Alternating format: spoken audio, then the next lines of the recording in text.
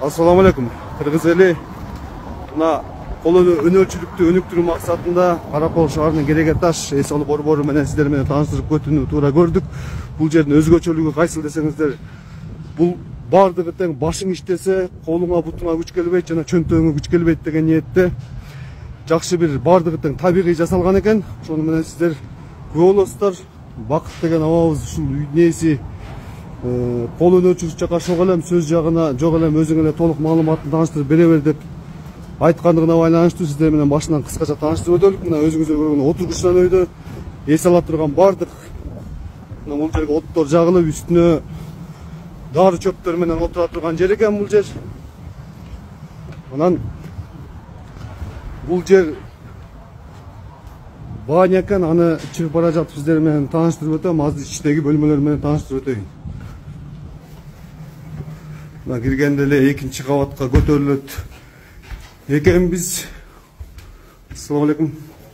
Мына ушул терилердин бардыгы тең, бирөөсү кайсынын терисинен болсо да бардыгы тең тери табигый.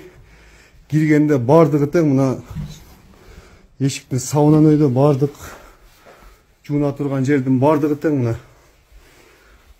ушул көлдүн жээгиндеги жаткан дүмүрлөр менен жыгачтар менен жасалган. Мына өзүңүздөр көрүп баа бериңиздер. Мына могу үстөлдүн бардыгы тең, ушул чай ичип отурган жери. Бул идеялар кайдан келди десе, ушул Бакыт аба экинчи бөлмөсүнө дагы чыгалык. Бакыт абабыз ушул көлдүн жээгинде баратып ушул чалынып жыгылып бир дүмүргө, ошол дүмүрдү алып чыгып үстөл жасап, ошондон идея пайда болуп, анан ушунун бардыгын тең ушундай кылып жасаган экен. Спиртной бардыгы, тамеки чеги бул жерде тыюу салынган. Бардыгы кирсе жытыдагы жыгач жыты келип турат экен. Мына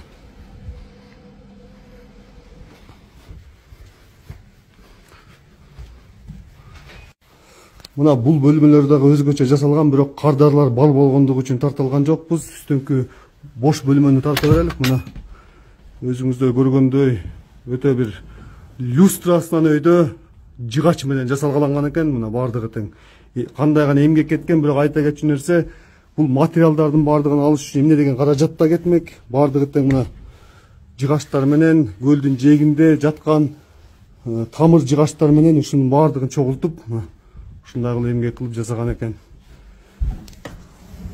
Мына өзүңүздөр көргөндөй ушул бардыгы тең, ушунун баары тең таштан табигый жасалган.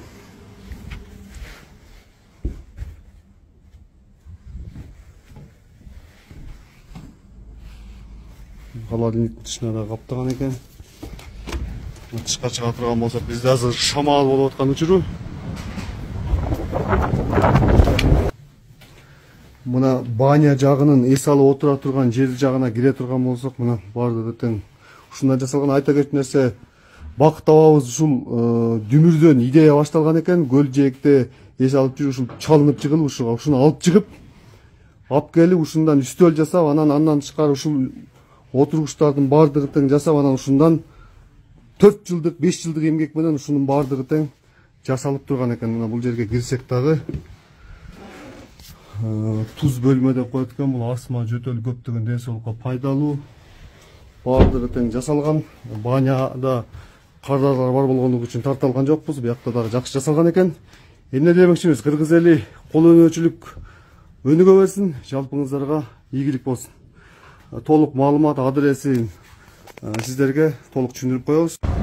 Эс алабыз деген болсоңуздар, көрөбүз десеңиздер, кызыксаңыздар, мына Иса Күчүкова Маманга кете берген жолдун өйдө жагында Иса Күчүкова 32 дарегине келсеңиздер, Керегеташ Эс алы борбору сиздерди тосуп алмакчы.